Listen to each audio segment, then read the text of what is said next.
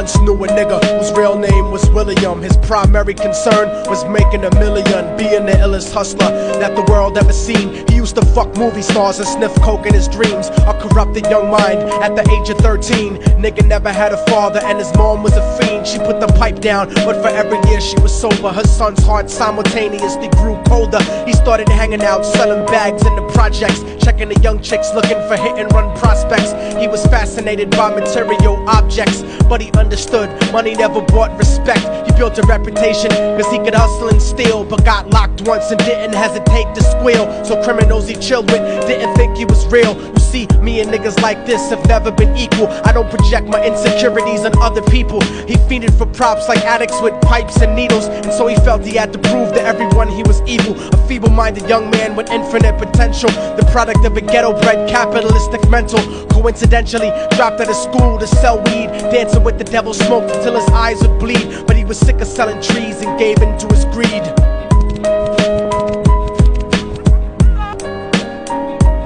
So Billy started robbing niggas, anything he could do to get his respect back in the eyes of his crew. Starting fights over little shit up on the block. Stepped up to selling mothers and brothers the crack rock. Working overtime, making money for the crack spot. Hit the jackpot and wanted to move up to cocaine, fulfilling the Scarface fantasy stuck in his brain. Tired of the block niggas treating him the same.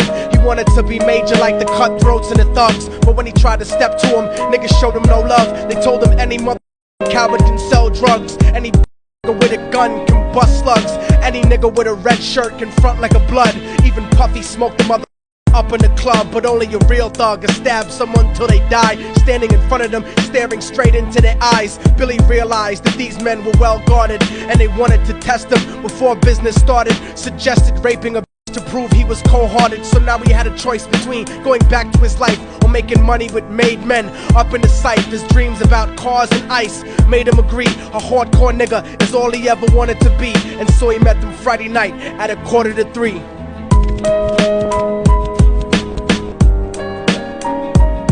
They drove around the project slow while it was raining, smoking blunts, drinking and joking for entertainment, until they saw a woman on the street walking alone, 3 in the morning, coming back from work on the way home. And so they quietly got out the car and followed her. Walking through the projects, the darkness swallowed her. They wrapped her shirt around their head and knocked her onto the floor. This is it, kid, now you got your chance to be raw. So Billy yoked her up and grabbed the chick by the hair and dragged her into a lobby that had nobody there. She struggled hard, but they forced her to go up the stairs. They got to the roof and then held her down on the ground, screaming, "Shut the f*** up and stop moving around." The shirt covered her face, but she screamed and clawed. So Billy stomped on till he broke in the jaw. Them dirty bastards knew exactly what they were doing. They kicked her until they cracked her ribs and she stopped moving. Blood leaking through the cloth, she cried silently.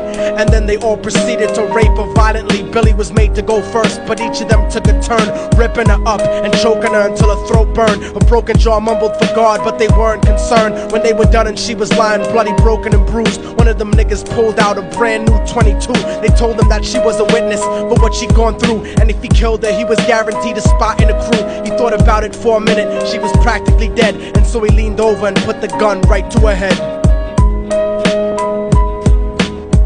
I'm falling and I can't turn back.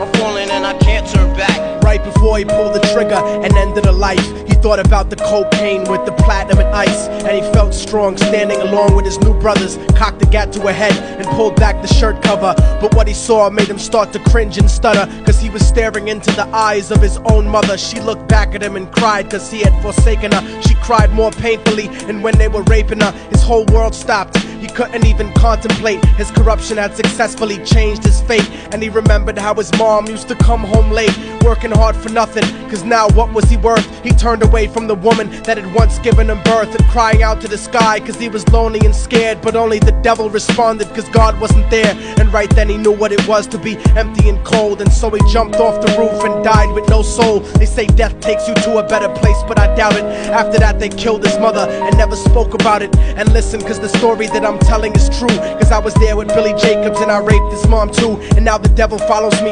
everywhere that I go. In fact, I'm sure he's standing among one of you at my shows. In every street cypher listening to little thugs flow. He could be standing right next to you and you wouldn't know. The devil grows inside the hearts of the selfish and wicked. White, brown, yellow, and black color is not restricted. You have a self-destructive destiny when you're inflicted, and you'll be one of God's children that fell from the top. There's no diversity because we're burning in the melting pot. So when the devil wants to dance with you, you better say never, cause the dance with the devil might last you forever.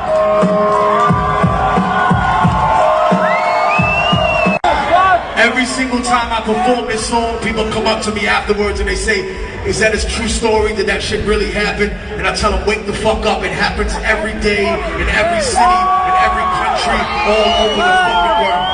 And I want to make it personal for the dudes, because at these shows there are always more dudes than women. So here's it personal for all you motherfuckers here. Your mother, your sister, your grandmother, the girl you came here with tonight, or the woman you gonna marry someday, she might have lost her virginity by being a victim of rape or been a victim of that sometime during her life.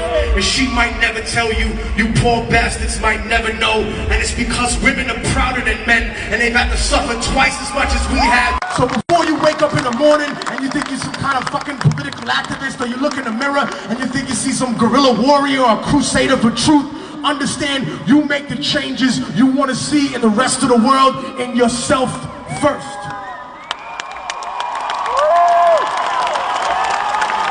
That means that when it's time to be a man, it's not when you're drunk in the club and somebody bumps into you. But if you see somebody at a park touching little fucking kids, or you see somebody trying to drag a woman somewhere at a party, that's the time when you gotta stand up like a fucking man and take your place where it should be.